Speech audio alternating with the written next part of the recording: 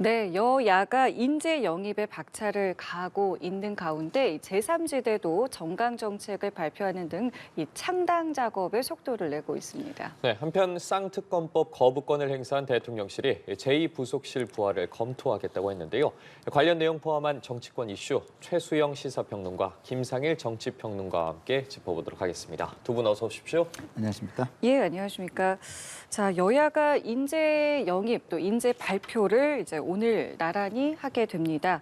일단 여당에서는요, 한동훈 비대위원장 취임 이후에 이제 첫 인재 영입이 이제 공개가 되는데, 정성국 전 한국교총 회장 그리고 박상수 한국 학교폭력 전문 변호사를 선택을 했습니다. 좀 어떻게 보셨습니까? 저는 한동훈 위원장이 이제 뭐 비대위원장이기도 하지만 인재영입위원장이잖아요. 예. 이철규 위원장과 함께 이제 공동으로 맡고 있는데 이분이 이제 말하자면 한 위원장이 되고 나서 첫 영입한 케이스 아닙니까? 저는 타깃이 명확했다고 봐요. 그러니까 교육입니다. 그러니까 예. 이제 이 정성국 회장은 사실 우리나라 처음으로 이제 초등학교 교사 출신으로 교총회장을 지낸 분이라고 합니다. 그러니까 부산 출신인데 이 초등학교 사실 요즘에 이제 우리가 그 말하자면은 이제 그 저출산 때문에 우리 교육이 붕괴되고 있다 이런 얘기와 함께 더군다나 이제 말하자면 우리 앞으로 한국의 이제 그런 미래가 교육에 달려 있다. 우리 3대 개혁 과제도 그 교육이 포함되어 있고요.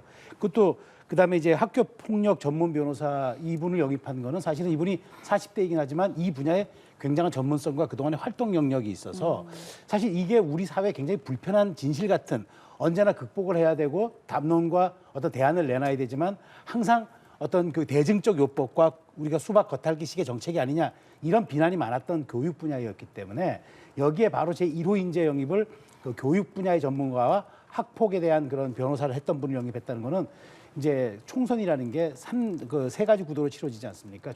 구도와 인물과 정책이 있다 그러면은 한동훈 위원장은 이제 정책, 특히나 모든 국민들이 공감할 수 있고 그다음에 우리 사회가 미래로 가야 하는데 반드시 해결해야 될 그런 문제에 대해서 내가 천착하겠다는 메시지를 발신하는 거라고 저는 봐요. 그래서 1호 인재라는 게 우리가 늘 보면 상징성을 갖지 않습니까?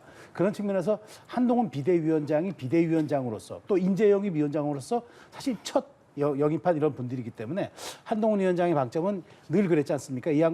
한동훈 위원장이 우리의 앞으로 미래가 중요하고 우리가 미래를 위해서 이제 이념의 시대를 접어야 한다고 얘기했기 때문에 이런 이제 그 교총회장과 학폭 전문 변호사를 영입함으로써 저는 교육과 우리 미래 세대의 어떤 어젠다에 대한 방점을 확실하게 찍었다고 보고 자 그러면 이제 이렇다면은 2호, 3호의 이제는 어떤 방향으로 또 갈 것이며 네. 어떤 분들을 발굴해서 선보이고 그다음에 한 분은 이제 직접 출마를 한다고 그럽니다. 부산에서. 근데 또 출마를 안 하게 될 경우엔 이런 분들을 또 어떻게 활용하게 될지 이런 부분에 대한 이제 대안까지도 좀 함께 이제 내놓는 2호, 3호 영입 인재들 발표가 좀 주목되는 그런 이유라고 저는 생각이 됩니다. 네, 뭐 어떻게 좀 평가를 하시겠어요? 예, 뭐 기본적으로 평가의 결은 좀 저는 같고요. 기존에는 제가 지난번에 나와서도 뭐 한번 말씀을 드렸는데 어떤 기획성이 있어야 되고 그 기획에 따라서 이거를 좀 약간 브랜드화하고 메시지가 있어야 된다 이런 얘기를 했는데 그런 부분이 이번에 좀 갖춰진 것 같아요. 그러니까 일단은 교육이라는 브랜드화가 가능하잖아요. 그리고 메시지는 그 교총회장의 경우는 무너진 교권 회복이라는 메시지가 명확한 것 같고 그다음에 예. 우리 박상수 변호사 같은 경우는 학폭 문제의 현장을 아는 전문가. 그동안은 이제 현장을 잘 모르고 해왔기 때문에 뭐 탁상 행정들이 많았고 문제가 오히려 더 그 법적인 시비가 많아지고 여러 가지 문제가 더 악화됐다 이런 이야기도 있잖아요. 이게 개선되기보다는 오히려 다른 문제를 더 많이 양산했다 이런 얘기가 있는데 현장 전문가를 데려와서 실질적인 해결을 해보겠다라는 메시지 이런 두 가지 측면에서는 굉장히 그동안의 영입 인재 영입 중에는 굉장히 괜찮게 기획도 되고 정무적 감각도 상당히 있는 영입이다 이렇게 좀 생각이 듭니다. 민주당도 이제 오늘 6호 인재 영입 인사 이제 발표합니다. 이 황정아 물리학자이고 박사로 알려졌는데 이 부분은 그럼 어떻게 평가하세요? 그러니까 과학기술 분야가 굉장히 그 중용돼야 되고 그런 분야에서 인재를 영입했다는 부분은 저는 평가를 해요. 근데 메시지를 좀 잘못 냈네요. 윤 정부 R&D 삭감이 참담해서 제자리로 돌려놓을 것이다. 이거는 좀 약간 정쟁적이잖아요. 새로운 사람이 들어오면 새로운 비전을 담아서 메시지를 내는 게 저는 더 좋아 보이거든요. 예를 들어서 우주로 나가는 어떤 대한민국, 과학기술의 발전, 뭐 이런 걸 그런 쪽으로 메시지를 냈으면 좀 어땠을까요? 이런 아쉬운 점은 있는데 어쨌든 이공계 이 분야는 우리나라의 앞날에 굉장히 중요한 분야예요. 그런 거를 생각했다는 점에서는 뭐 적정한 분야에서 사람을 데려왔다 이런 생각은 듭니다. 네, 이 부분에 대한 짧게 평 좀 듣겠습니다. 뭐 이제 김상현 평론가 참 좋은 말씀해 주셨어요. 근데 네. 그래서 야당의 입장에서는 정부와 각을 세우고 그다음에 정부 정책에 반대되는 이슈를 제기함으로써 거기에 대한 이제 말하자면 국민의 시선을 그런 점유하려는 그런 또 욕망이 있기 마련이죠. 그래서 아마 이제 R&D 예산 삭감이 참담하다 하면서 이제 물리학자를 이제 영입하는 이제 그런 말하자면 이제 구도를 만들었는데 사실은 뭐 이게 얼마나 저도 그 호소력을 가질지 모르겠습니다. 민주당으로서 이렇게 얘기하는 거는 충분히 이해가 됩니다만 어차피 얼마 전 여야 합의로 이제 우주항공청이 이제 조만간 통과되지 않습니까? 이제 그렇기 때문에 우주항공청이 통과되면 사실 이게 여야가 이건 합의해서 처음으로 대통령 공약이 실현되는 그런 부분인데 뭐 R&D 예산 삭감에 대해서 이렇게 이제 공격하는 듯한 구도를 갖는 인재 영입을 하는 거에 대해서 뭐 야당으로서 전략으로서는 이해가 됩니다만은 얼만큼 저는 국민의 공감과 또 이런 대중 소구력을 가질지는 조금 의문이긴 합니다. 어쨌든 민주당 입장에서도 맞불을 놓겠다는 그런 전략적 의지를 드러낸 것 같습니다. 예, 알겠습니다. 이번엔 이상민 의원 이야기 좀 해봐야 할 것 같습니다. 앞선 저희가 뉴스를 통해서도 전해드린 것처럼 이상민 의원이 국민의힘에 입당을 하게 됐는데 자, 현 지역구인 유성에서 그대로 출마할 계획이라고 합니다. 여당에 예. 입당한 이 상황 어떻게 보세요? 저는 사실 이건 평가 가치가 없다고 봐요. 왜냐하면 이상민 의원이 그동안 야당이 쓴소리를 많이 했고 그것 때문에 박수 받았잖아요. 그럼 그 쓴소리 한 거를 실현하기 위해서 정치 행위를 해야 될 거 아니겠습니까? 근데 그동안 쓴소리 한 게 뭐예요? 당이 사당화돼서는 안 된다. 그다음에 대결의 정치, 증오와 혐오의 정치를 해결해야 된다. 이런 거잖아요. 근데 그 한 축에 그 문제를 해결하고 있지 못하는 다른 당으로 간다고요? 그거야말로 우리가 사자성어로 자가당착이죠. 자가당착적 행위고 이렇게 되면 국민은 결국 이상민 의원을 그냥 철새로 본다. 철새 정치인으로 본다. 이렇게 말씀을 드릴 수밖에 없고요. 그런 측면에서 저는 별로 평가할 가치를 느끼지 못합니다. 예, 이 부분에 대해서 어떻게 보세요? 저는 조금 생각이 다릅니다. 그러니까 왜냐하면 이제 사실 이상민 의원이 그동안 뭐 굉장히 그 민주당 내에서도 쓴소리했고 또 그다음에 정부와도 각을 세워왔는데 이분이 만일 지금 국민의힘 김기현 체제에서 국민의힘에 입당을 한다. 그러면 저도 김상현 평론가처럼 그 결이 좀 비슷할 수도 있는 평론이 나올 것 같아요. 그렇지만 이건 한동훈 위원장의 국민의힘 아니겠습니까? 저는 수락하면 그 대화를 통해서 느낀 바가 저는 있었어요. 그러니까 뭐라고 이제 이상민 의원이 얘기했냐면 이념의 시대가 아니라 실제로 한동훈 위원장이 얘기한 비전에 자기 공감대가 있었다. 그러니까 일종의 이런 거죠. 좌에서 그러니까 어떤 우리가 중도라고 하는 것이 무조건 가운데만을 지향하는 것이 아니라 좌에서 찾을 땐 좌에서 찾고 대안을 우에서 찾을 때 우에서 찾아서 그것이 이제 균형점을 찾아가는 것이 중도라고 이야기한다 그러면은 이상민 의원은 그런 게 이제 이념의 시대는 가고 그것이 바로 국민의힘과 한동훈 위원장이 지향하는 가치다 그러면 내가 거기에 동참하겠다. 그리고 본인도 이제 5년간 해왔지만 5년간 이제 아까 윤석열 정부가 5년간 하겠지만 지난 2년은 본인이 많이 비판을 했었어도 남은 3년에 대해서는 우리 국가가 이렇게 가서는 안 된다. 최소한 누군가는 여기에 대해서 3년 동안 윤석열 정부가 그 비전 내놨던 거, 공약했던 거 이런 것들이 마무리될 수 있도록 최소한 성공적인 국정 운영은 여야의 몫이 아니라 우리 국민의 몫이 되어야 한다는 그런 측면의 이야기를 좀 했더라고요. 제가 그렇다면은 이상민 의원의 입당은 조금 다른 결로 해석될 수가 있다. 무조건 뭐 공천을 주기 때문에 가고 그다음에 이제까지 얘기했던 것이 꼭 본인의 정치적 영달이 해석하고 이렇게 편협하고 협소하게 해석할 것이 아니라 보다 한동훈 위원장이 추구하는 가치에 내가 몸을 담음으로써 비록 지지자와 전에 몸담았던 당에겐 욕을 얻어먹을지라도 그런 미움받을 용기를 갖고 내가 한동훈식 새로운 정치에 부합해서 가겠다. 저는 이런 측면은 한번 정말 고민해봐야 될 지점이 아닌가. 단순히 당적을 옮겼다고 철새라고 비난할 그런 영역은 아니라고 봐요. 실제로 오늘 인터뷰에서 네. 뭐 한 위원장에 대한 또 부정적인 이미지가 불식됐다. 뭐 이런 네. 인터뷰를 하기도 했더라고요. 그러니까 그러려면은요. 예. 한동훈 위원장이 하신 말씀도 실현이 돼야 돼요. 왜냐하면 법무부 장관에 취임하면서 사회적 강자를 향한 칼을 보호하겠다고 했잖아요. 사회적 강자는 대통령의 부인이에요, 지금. 근데 그거를 칼을 보호하는 게 아니라 방패를 보호하고 있잖아요. 예? 이런 측면에서 저는 말이 안 된다고 보고 지금 우리 최소영 평론가님이 하신 말씀 중에 국민의힘이 한동훈의 국민의힘이라고 표현하셨잖아요. 국민들이 한동훈의 국민의힘으로 보여졌을 때 이런 일이 일어났다면 저도 우리 최소영 평론가님하고 똑같은 평론을 할 수 있다고 봐요. 근데 지금 국민은요, 이게 윤석열의 국민의힘으로 보지 한동훈의 국민의힘으로 보지 않습니다. 그래서 한동훈 장관이 윤석열 대통령을 극복하고 차별화해서 한동훈의 국민의힘으로 보이게 만든다면 저는 그때 가서 제가 오늘 논평을 잘못했습니다, 선배님 이렇게 말씀을 드리겠습니다. 그러면 이 이상의 어떤 중도 확장이나 이런 부분들은 앞으로 좀 더 지켜봐야 된다고. 지켜봐야죠. 왜냐하면 다음 총선은요, 예. 이 정부의 중간평가 형식이 될 수밖에 없어요. 근데 한동훈 장관이 그 중간평가를 그 당에 대한 변화에 대한 평가로 바꾸거나 차세대 경쟁 구도로 바꾸려고 하잖아요. 그러려면 윤석열 대통령 부분이 어느 정도 해소가 돼야 되는 거예요. 근데 일반 중도층 입장에서는 한동훈 장관도 보지만 자기의 삶이 더 중요한 거예요. 그리고 자기의 삶에 영향을 가장 많이 미치는 사람은 바로 이 정권이고 이 정권을 운영하는 최고의 국정 책임자인 것입니다. 그렇기 때문에 한동훈 위원장의 이 하루하루의 행보와 메시지에 굉장히 많은 관심이 가고 있는데 모레부터는 이제 부산을 찾습니다. 근데 지금 지역 순회 일정을 보면은 다 당일에 이제 끝냈거든요. 그렇죠. 근데 이제 부산 같은 경우는 1박 2일 일정으로 하게 되고요. 또 현장에서 이제 비대위 회의도 한다라고 합니다. 뭐 어떤 목적이라고 보시고 좀 어떻게 좀 생각을 하세요? 사실 뭐 당에서는 예. 이제 한동훈 위원장의 지금 이런 것들이 예정된 지방 일정의 연장선상이다라고 얘기하지만 사실 이재명 대표가 부산에서 피습을 당해서 부산에 이제 의료 권역을 놔두고 부산대병원을 놔두고 서울로 온 것에 대한 여러 가지 지역 의료계 비판이 있지 않습니까?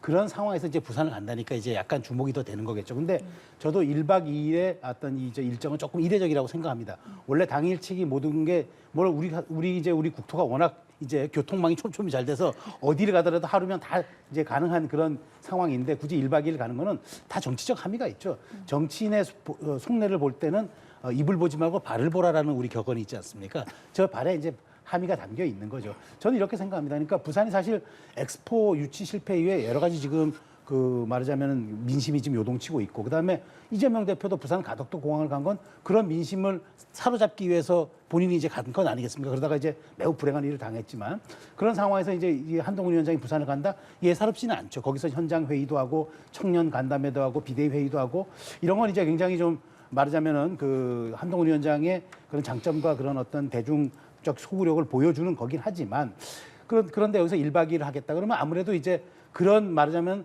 이재명 대표가 피습을 당한 상황에서 부산대병원 우리나라에서 가장 잘 돼 있다는 A급 외상센터를 놔두고 서울대로 옮긴 거에 대해서 여러 가지 그 부산의 민심에 대해서 한동훈 위원장은 하루를 머물면서 거기에 대한 관련한 메시지를 내진 않겠지만 그 자체로 주는 저는 정치적 약간 파장은 있다고 저는 생각을 해요. 그래서 그걸 아마 염두에 두고 1박 2일 갔을 수도 있고 또 지금 부산이 굉장히 스윙보터로서도 중요한 지역 아니겠습니까? 부산이 그동안 사실은 국민의힘과 보수 진영의 굉장한 사실은 지지 기반처럼 여겨졌지만 이 두 번째가 19대 총선부터는 완전히 좀 지형을 달리해서 진보 진영의 약진도 이루어진 곳이기 때문에 저는 그런 측면을 모든 걸 고려해서 기왕에 간 것 그러면 이런 상태에서 1박 2일을 머금으로써 보다 조금 더 나의 진정성과 나의 어떤 그런 그 지향점을 보여주고 그리고 부산 시민과 함께하는 이런 것들이 좀 필요하지 않겠냐는 전략적 판단도 상당 부분 좀 포함된 거라고 봅니다. 저는 뭐 지금 말씀하신 대로 부산 엑스포 실패, 뭐 민심 다독이기, 뭐 그리고 야당이 조금 약간 논란이 되는 부분에 대해서 뭐 그냥 그 부산 민심의 좋은 시기 뭐 이런 것만 생각하고 가고 거기에 구체적인 메시지가 없다면 저는 인정을 해요. 근데 만약에 지금 이런 어떤 그 서울대, 부산대 그 병원의 문제라든가 뭐 이런 특혜의 문제라든가 이런 구체적인 메시지가 나오면 그러면 저는 이게 또 그렇게 잘한 행보가 아닐 수 있다 이렇게 생각합니다. 메시지를 내면 안 된다. 내면 안 된다. 왜냐하면 그렇게 되면 어떻게 되는 겁니까? 야당 대표가 백주에 테러를 당한 어마어마한 사건이 있었어요. 이건 국가의 어떤 국가와 사회의 안녕과 안정에 해당하는 문제고 사회가 굉장히 혼란하고 양극화가 더 될 수 있는 양상으로 가는 국면이에요. 그러면 무엇보다 경중을 생각한다면 이걸 해결하는 게 가장 큰 거 아니겠습니까? 근데 그거는 이거를 가리기 위해서 만약에 그 틈을 파고들려고 하고 비난거리를 찾으려고 하고 정쟁의 요소를 부각시키는 쪽으로 만약에 간다면 저는 중도층에는 박수를 받지 못할 거라고 봐요. 결국은 또 자기들만을 위해서 또 목소리를 높이네. 저는 이렇게 볼 거라고 보고요.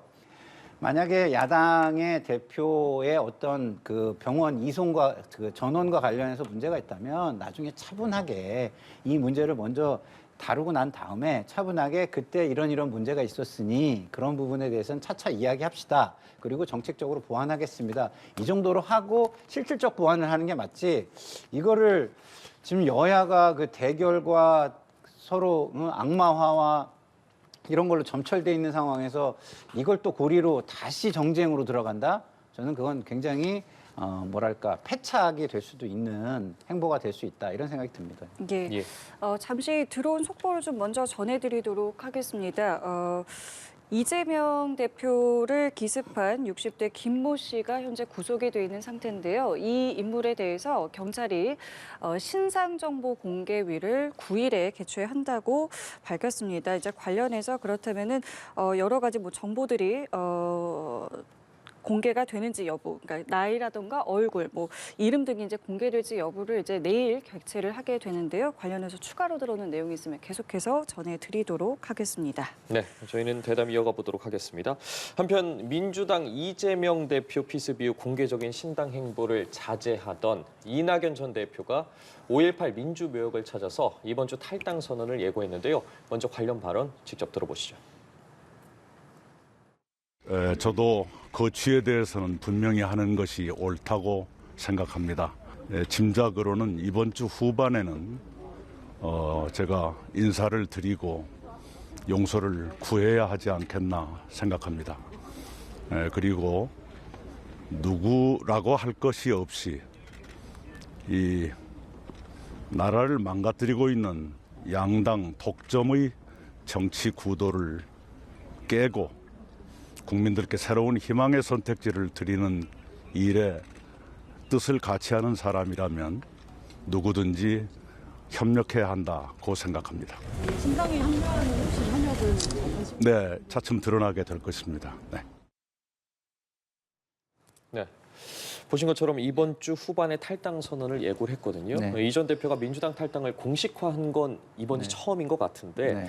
관심은 이제 창당 후에 신당의 영향력이거든요. 그 네. 파급력 등은 어느 정도라고 보십니까? 그거는 뭐 예단할 수가 없죠. 왜냐하면 기본적인 환경은 굉장히 괜찮지 않습니까? 제가 말씀드린 것처럼 이 두 양당의 극단적인 정치가 중도층 민심을 굉장히 지금 짜증나게 하고 있고 뭔가 새로운 걸 원하는데 거기에 해답이 될 수 있느냐 없느냐라는 모습을 보여줘야 되는 거거든요. 근데 해답이 될 수 있는 모습을 보여준다면 의회의 바람일 수도 있는 거고요.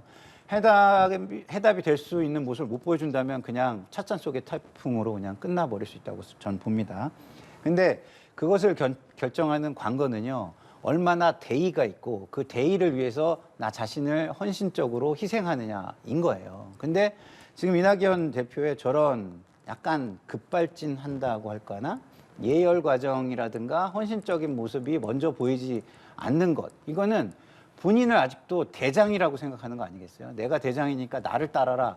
이렇게 하는 것처럼 만약에 하신다면 저는 파급 효과가 상당히 줄어들 수도 있다. 그게 아니라 본인이 마중물이 되고 거기에 어떤 밑바탕을 깔을 테니까 많은 사람들이 와서 자기의 역량을 펼쳐라. 이렇게 해주셔야지 후견인처럼 보여야 거기를 믿고 한번 해보자 하는 사람들이 오는 거지. 나를 따라라 그러면 저분을 따라서 내가 정치를 내가 해야 되겠다. 이렇게 하고 오는 사람이 많을까요? 그런 건 전 별로 없을 것 같아요. 그래서 조금 아쉬운 부분이 좀 많다. 저는 이런 말씀을 좀 드릴 수밖에 없습니다. 예, 알겠습니다. 이낙연 전 대표, 양당 모두 싫다는 분들한테 선택지를 줄 것이라고 말했거든요. 이 발언에 대해서 어떻게 보셨어요? 뭐 정치적 수사로서는 나무랄 데가 없죠. 그러니까 지금 기득권 양당 정치, 그다음에 우리가 국민들이 가 아니면 나를 선택해야 되는 정말 중도와 다양한 선택지가 없는 정치, 이건 다 얘기를 하지 않습니까? 그러다 보니까 어떤 여론조사를 봐도 아직도 두 당이 싫다고 하고 하는 무당층 혹은 중도층이 뭐 적게는 20, 많게는 30까지도 지금 여론조사에 잡히는 것 아니겠습니까? 그러니까 그런 부분들의 그런 그 무당층과 중도층의 말하자면은 지지를 얻기 위한 이낙연 대표의 전략과 지금 행보는 어느 정도 이해가 됩니다만은 중요한 건 이거잖아요. 자, 그러면 새로운 선택지와 다양한 선택지의 문호를 넓히는 것인데 그러면은 이게 단순히 다 반명이면은 다 사람들이 그 깃발 아래로 모일까요? 전 그렇지 않다고 봅니다. 그러니까 그것들 양당의 기득권 정치와 양당의 그런 혐오적인 패권 정치를 좀 끝낼 수 있는 그런 대안이 뭐고 어젠다가 뭐고 시대 정신이 무엇이고 그것을 추동할 동력은 또 무엇인지 이런 게 명확하고 최소한 그런 것들이 국민들 눈에 보여야지 동의하거나 따라가거나 지지하거나 뭐 이러지 않겠습니까? 그래서 저는 이낙연 대표가 김상일 평론가 말에 제가 동의하는 건 그렇습니다. 이낙연 대표가 주동이 돼서 나를 따르라고 하고 내 깃발 아래 모든 사람 모이라고 하는 거는 저는 상당 부분 설득력이 없어요. 그리고 동력도 가지지 못할 거예요. 그래서 오히려 이준석 지금 전 대표가 이끄는 개혁신당이라든가 그다음에 제3지대에 널려져 있는 지금 여러 가지 다양한 그런 분들의 어떤 그런 정당과 어떤 식으로든 그런 연대하고 어떤 식으로든 본인이 그 개혁 빅텐트의 깃발을 치고 어떤 역할을 하는 것인가. 본인이 모든 것을 다 앞장서서 하고 다른 사람들이 거기를 이른바 집단 지도 체제로 채워주는 형태로 간다. 저는 그거는 뭐 전혀 아마 그 동력을 가지지 못할 걸로 보고요. 그래서 중요한 거는 지금 사실 이재명 대표의 저 불행한 사건으로 인해서 이낙연 대표의 전 대표의 신당이 굉장히 지금 주춤해진 것도 사실이고 굉장히 힘들어진 것도 맞습니다. 그렇기 때문에 저는 이낙연 대표가 좀 담대한 상상력과 그다음에 본인을 내려놓거나 본인의 역할을 좀 다르게 포지셔닝하는 그런 말하자면 큰 스윙 전략 없이 지금 이 상태를 끌고 가는 거는 전 제가 보기에 찻잔 속의 태풍으로 끝날 가능성이 크고 본인의 어떤 담대한 상상력, 그다음에 희생 혹은 본인의 헌신 이런 것들을 통한 새로운 서사를 쓸 때 그러면 저는 또 아직도 총선이 90일 정도 남아있기 때문에 기회는 있을 수 있다. 아직까지 이 정도로 평가를 하고 그다음에 진행 방향을 보면서 좀 더 많은 얘기를 하겠습니다. 예, 대담 이어가기 전에 앞서 저희가 속보를 통해 전해드린 것처럼 경찰이 이재명 더불어민주당 대표를 기습한 피의자의 신원을 공개할지 결정할 신상정보공개위원회를 내일 개최하기로 했습니다. 신상정보공개위가 공개를 결정할 경우 기습 피의자의 얼굴과 이름, 나이 등이 공개가 되는데요. 경찰은 그러나 논란이 되고 있는 피의자의 당적은 정당법상 비공개가 원칙이라면서도 공개 여지가 있는지 검찰과 협의 중이라고 밝혔습니다. 관련한 내용 추가로 들어오는 대로 저희가 다시 신속하게 전해드리도록 하겠습니다. 예, 요것과 관련해서 질문 먼저 좀 드리고 네. 대담 이어갈게요. 그러니까 지금 경찰이 말한 것은 이제 내일 이제 신상 공개의 여부와 관련한 것들을 좀 논의할 것이다라는 건데 이제 문제가 되는 건 이제 당적입니다. 네. 이제 당적과 관련해서는 지금 나온 속보에 의하면은 일단 정당법상 비공개는 원칙이지만 공개의 여지가 있는지 검찰과 협의 중이다라고 밝혔고 실제로 지금 민주당에서는 공개를 해야 된다라고 이야기를 하고 있거든요. 이 부분 좀 개인적으로 어떻게 생각하세요? 전 당연히 공개를 해야 된다고 봐요. 왜냐하면 그래 정당법상 공개가 되지 않는 건 맞아요. 그런데 지금 이거는 사상 초유의 우리 제1야당 대표가 피습당한 사건이고 국민적인 그런 이 궁금증이 매우 증폭되고 있는 상황입니다. 그리고 국민의 알 권리가 보장돼야 됩니다. 사실은 어떤 사건이든 무슨 법에 어떤 게 보장돼 있어도 국민이 원한다면 국민이 많은 것을 궁금해한다면 저는 당연히 그것을 공직자들은 따라야 한다고 봐요. 특히나 지난번 서울대병원이 브리핑을 조금 늦게 하니까 많은 억측이 또 나오지 않았습니까? 마찬가지예요. 사실 이 사건의 본질은 왜 병원을 옮겼는지도 아니고 당적을 갖고 있는지 유무도 아닌 건 맞습니다. 맞지만 그럼에도 불구하고 우리가 음모론이라든가 또 구구한 억측들로 인해서 가짜 뉴스들이 난무하는 걸 막기 위해서라면은 저는 우리 사회가 공기로서의 역할을 하기를 원한다면 저는 검찰과 경찰이 조금 다른 판단을 해야 된다고 봐요. 그래서 조금 신상정보위원회를 아마 여는 것도 아마 그 일환인데 그렇지 않으면 경찰이 뭐하러 이 사람의 당적들에 대해서 양당에서 자료를 받았습니까? 그것을 공개할 수 있는 것 때문에 받은 거죠. 물론 사안을 아는 건 중요하지만 그래서 저는 이런 부분들이 더 이상의 증오와 어떤 우리가 팬덤의 정치 혹은 말하자면 진영의 정치를 가지 않기 위해서라도 최소한 뭐 당적이 있었던 여부 드라이하게라도 이 부분에 대해서는 저는 밝혀줘야 하고 판단은 국민 몫이 되면 됩니다. 굳이 많은 설명할 필요가 없습니다. 사실관계만 전달해서 드라이하게라도 국민들에게 알려준다 그러면은 저는 오히려 가짜 뉴스를 방지하고 그다음에 구구한 억측 특히나 이제 유튜버 상에서 난무하는 그런 각자의 주장들을 조금이라도 불식시킬 수 있는 팩트가 전달된다는 측면에서 저는 이거는 전향적으로 검토해야 된다고 봅니다. 어떻게 생각하세요? 지금 최수영 평론가님 말씀에 전 전적으로 동의하고요. 이런 게 있습니다. 위법성 조각 사유라는 게 있어요. 그건 뭐냐면 사회에 기여하고 공익이 훨씬 클 때 그 범죄의 요소보다 훨씬 클 때 우리는 위법성이 조각된다 그래요. 근데 제가 볼 땐 지금은 이 하나를 어김으로써 정당법 하나를 어김으로써 만들어지는 어떤 위법성보다 이 국민들이 알므로써 가짜 뉴스가 근절되고 양극단의 사람들이 혼란과 어떤 감정 표출과 분노 이런 거를 좀 막을 수 있게 한다는 측면에서 공익이 훨씬 크다라는 생각이 들거든요. 그렇기 때문에 저는 신상정보 그 공개위원회에서 그 공익성이 얼마나 되는지 그리고 사회의 혼란을 막을 수 있는 역할을 얼마나 할 수 있는지를 감안해서 공개하는 것이 저는 타당하다. 이 말씀에 저는 동의합니다. 예, 예. 알겠습니다. 내일 신상정보공개위에서 어떤 내용들이 공개가 될지는 좀 살펴보도록 하겠습니다. 예. 이 내용도 좀 짚어보도록 하죠. 이 앞서 DJ 탄생 100주년 기념식에서 축사를 하는 문재인 전 대통령이 자 생전 김대중 전 대통령의 유언을 빌어서 정치가 희망을 만들어야 한다면서 야권 통합을 강조를 했습니다. 이에 대해서 이낙연 전 대표는 반대로 그렇다면 정치가 지금 희망을 만들지 못하고 있다. 이런 의미로 받아들여야 된다. 이렇게 언급을 했거든요. 관련해서는 어떻게 보셨어요? 저는 이낙연 대표 말씀이 맞다고 보고요.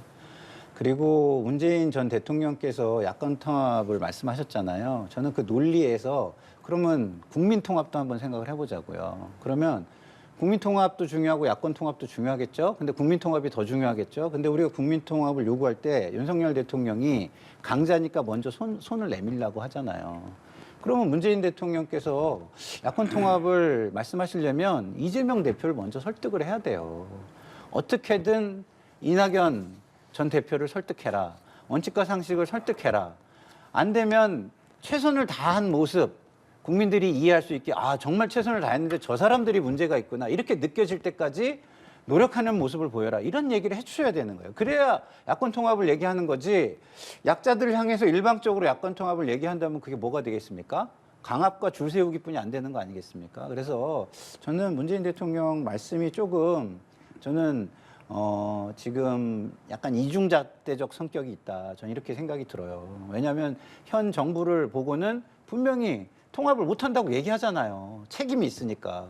그럼 야당에 책임 있는 사람에게도 똑같은 잣대로 이야기를 하시는 게 저는 맞다. 이런 말씀을 드리고 싶습니다. 네, 문재인 전 대통령에 대한 야권 내 이렇게 다른 해석들에 대해서는 어떻게 평가하세요? 뭐죠? 논평하게 앞서서 사실 문재인 전 대통령이 저렇게 통합이란 말을 저도 해야 되는지 사실 의문이에요. 지난 5년 동안 국민을 철저하게 사실은 갈라놓았고 그다음에 통합 정치를 하지 않은 것도 사실이고 그런 것에 대해서 국민이 심판을 해서 윤석열 정부가 탄생한 건 아닙니까? 오히려 저는 성찰의 말씀이 먼저 있었어야 저는 오히려 그것이 더 좀 우리에게 다가오는 설득력이 있지 않았나 생각이 들고요.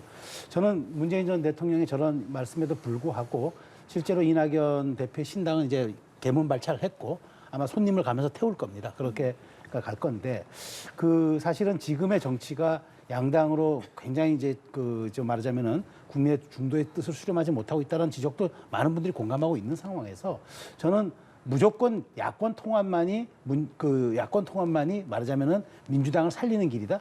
저는 그렇게 보지는 않습니다. 오히려 변화가 먼저 아닌가요? 저는 통합이라는 게 그러니까 말하자면 그러니까 노무현 대통령이 이런 말씀하신 건 아닙니까? 그러니까 원칙 없는 승리보다 원칙 있는 패배가 오히려 더 나중을 생각하고 국민을 생각한다면 그게 맞다.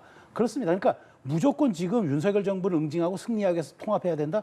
그렇게 묻지마식 정치가 문재인 정부 5년의 폐해를 낳았고 그래서 정권 교체를 당한 겁니다. 그러니까 무엇이 잘못됐는지 성찰하고 알고 그래야만 반성의 정책이 나오고 그것을 해서 다시 한번 국민의 지지를 호소하는 거지. 지금 이재명 대표를 중심으로 무조건 똘똘 뭉쳐가지고 윤석열 정부 응징하는 것만이 그게 민주당이 승리하는 길입니까? 민주당이 승리한다고 그게 국민이 승리합니까? 국가가 발전합니까?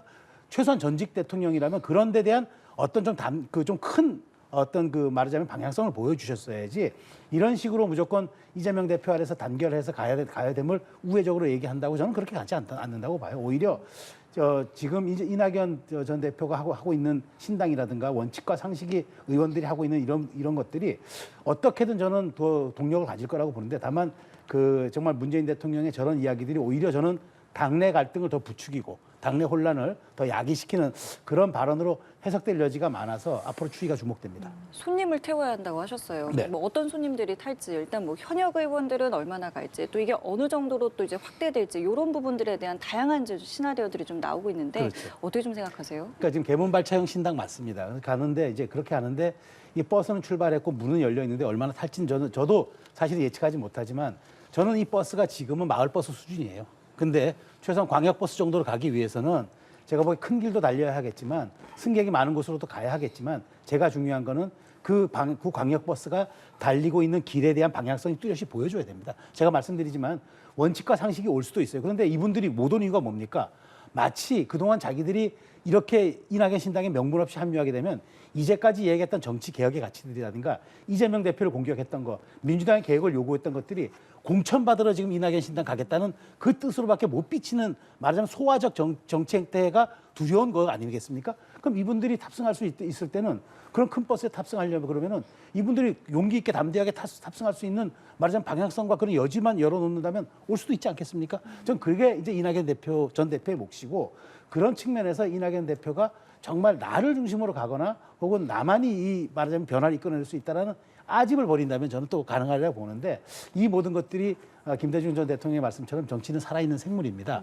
어떻게 정말 이런 말들 있지 않습니까? 한국에서의 100일 정치는 조선왕조 500년보다도 길다는 얘기가 있기 때문에 변화무쌍한 지금 앞으로의 정치 행보가 저도 주목된다고 말씀드린 이유입니다. 이 부분에서는 두 분의 의견이 참 네. 일치를 하고 있는데요. 네. 뭐 어떻게 좀 보고 계세요? 그러니까 이낙연 전 대표가 김부겸 전 총리를 만나서 나는 당권 대권을 다 내려놓을 의향이 있다. 이 정치의 교체, 변화를 이룰 수 있다면 다 내려놓을 수 있으니 와서 오히려 깃발이 되어달라. 이렇게 얘기를 한 부분이 있었어요.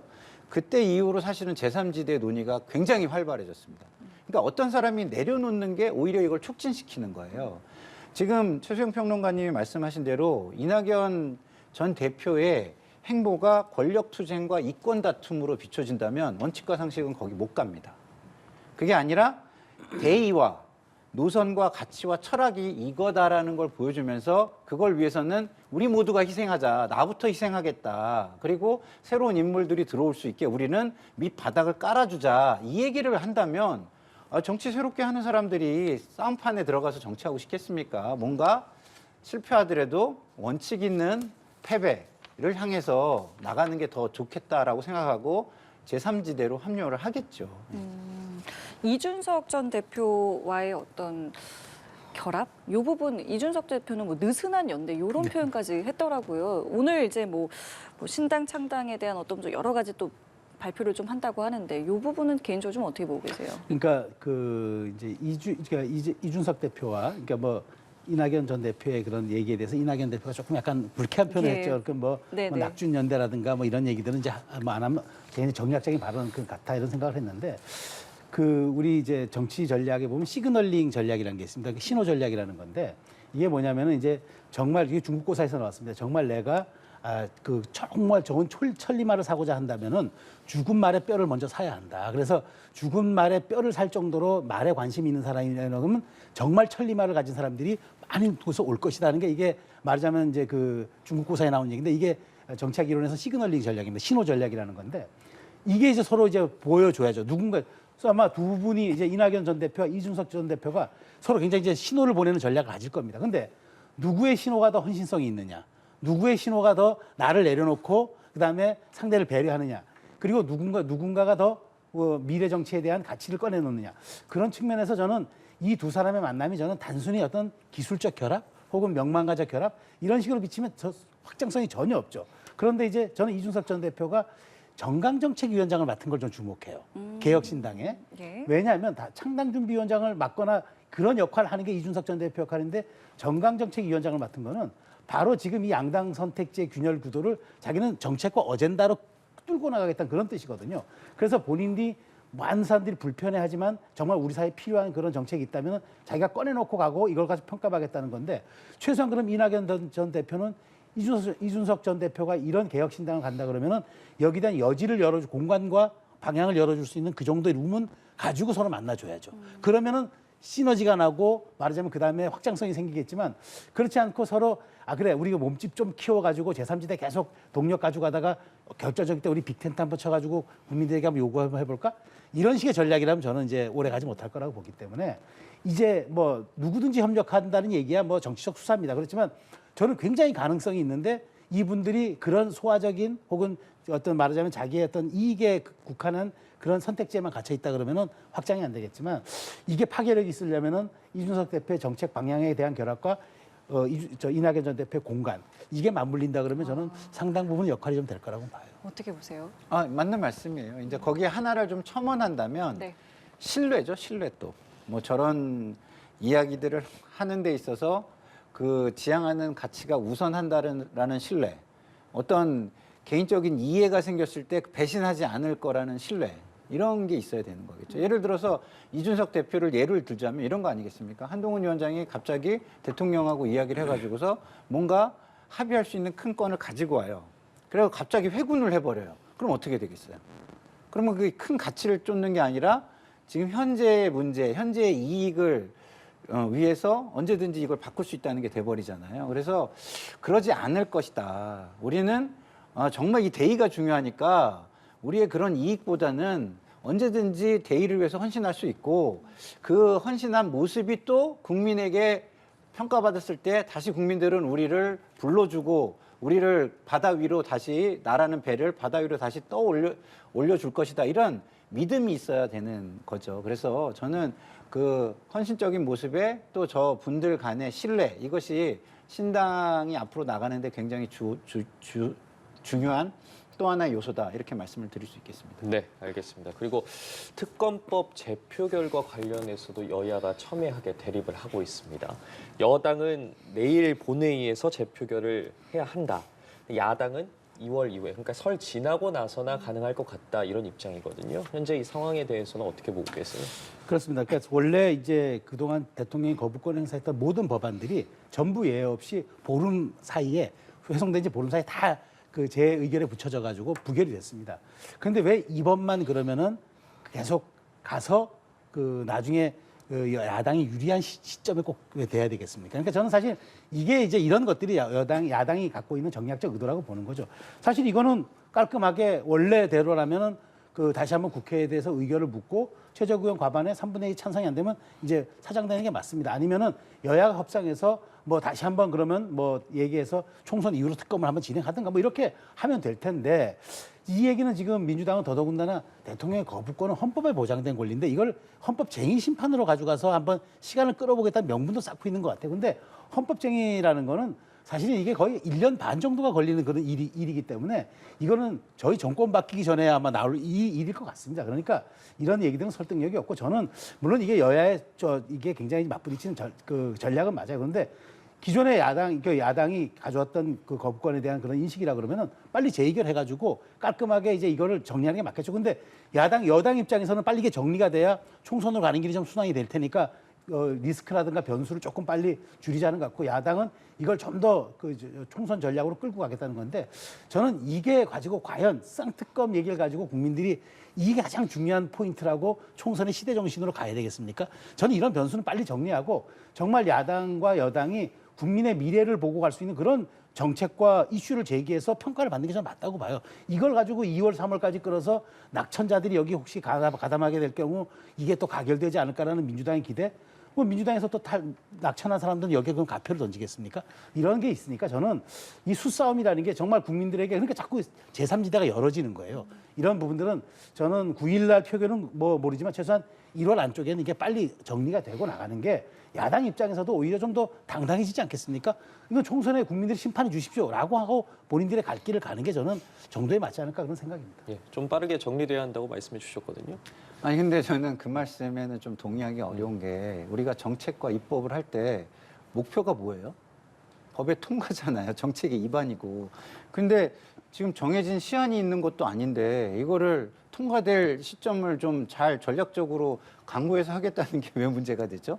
저는 전혀 문제가 되지 않는다고 보고요. 그래서 이걸 빨리 표결해야 된다 이런 거는 저는 동의하기 어렵고 단 제가 동의하고 할 수 있는 건 뭐냐? 이것이 총선에 국민의 판단에 부정적 영향을 주면 안 된다는 거에는 제가 동의를 해요. 그러면 그렇게 안 됐으면 좋겠는데 그럼 해결하는 방법은 뭐냐? 야당이 있는 게 아니에요. 여당에서 대안을 해야죠. 대안을. 국민의 의혹이 이렇게 높고 국민의 요구가 이렇게 높은데 이게 총선 전에 하는 건 아무래도 좀 문제가 있으니 그래 국민의 의혹은 우리가 풀게 그건 약속을 할게. 그럼 어떻게 풀 건데 총선이 지난 후에 바로 내지는 지금 법안을 발의해서 바로 총선 후에 통과를 시켜가지고 뭐 그걸로 할게라고 대국민 선언과 약속을 한다든가 뭐 이런 걸 하고서 대안을 내놓고서 그런 얘기를 해야지. 그런 것도 없이 국민의 어떤 요구와 의혹은 쌍그리 그냥 무시하면서 그거를 국민들이 할 행위인가요? 저는 도저히 이해할 수 없는 논리다. 이게 논리의 비약이다. 이런 생각이 듭니다. 예. 그러면 대통령실이 지금 이 제2부속실 부활을 좀 검토하고 있다. 네. 이제 이런 발표를 했고요. 민주당에서는 이제 상당히 반발을 하고 있는데 이 부분은 그럼 네. 개인적으로 어떻게 보세요? 그러니까 저는 민주당의 반발은 당연하다고 보는 게 아까도 말씀드렸지만 동문서답이잖아요. 국민은 김건희 여사의 의혹이 사실인지 아닌지 명확하게 깔끔하게 투명하게 해소해달라라는 요구를 하는 건데 갑자기 앞으로는 더 열심히 잘 의혹 없이 일을 하겠습니다. 더 많이 일하겠습니다. 이렇게 얘기하면 되겠어요. 의혹 있는 사람이 더 많이 일하는 국민이 어디 있습니까? 지금 이 부속실을 만드는 거는요.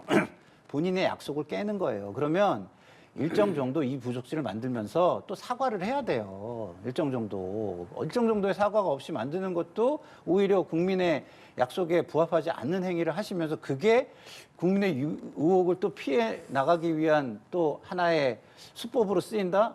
저는 이거는 완전히 잘못된 해법이다. 그리고 완전한 동문서답이다. 이렇게 말씀드릴 수밖에 없습니다. 네, 대통령이 이제 사실 이걸 공약을 이 부속실을 설치하지 않겠다 공약했기 때문에 어쨌든 이걸 다시 신설한다 그러면은 여기다 입장을 내는 건 당연할 겁니다. 대통령이 직접 입장을 내기보다는 뭐 대통령실의 수석비서관급이나 이렇게 대변인이 하면 될 것 같고요.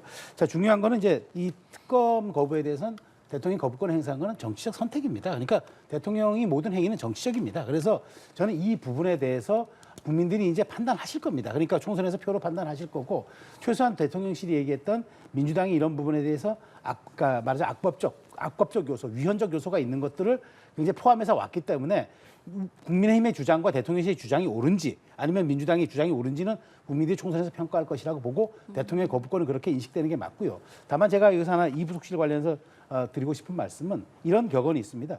대통령 영부인에게 무대가 아닌 곳은 없다라는 이제 미국 격언이 있습니다. 정치 격언이 있습니다. 그러니까 영부인은 모든 행위 자체 서 있는 곳 모든 자체가 다 그건 정치적입니다. 그렇게 무대가 아닌 것이 없어요. 그렇기 때문에 저는 이 부속실 설치를 처음부터 저는 강하게 주장했습니다. 왜냐하면 공적인 영역에서 관리가 돼야 되고 예산도 객관적이고 투명하게 투입이 돼야 나중에 또 감사도 받을 수 있고 운영위에 말하자면 대정부 국회에 또 말하자면은 감시도 받을 수 있는 것 아닙니까? 그렇게 해야 또 대통령 부인도 영이 쓰고 그다음에 명분도 생깁니다.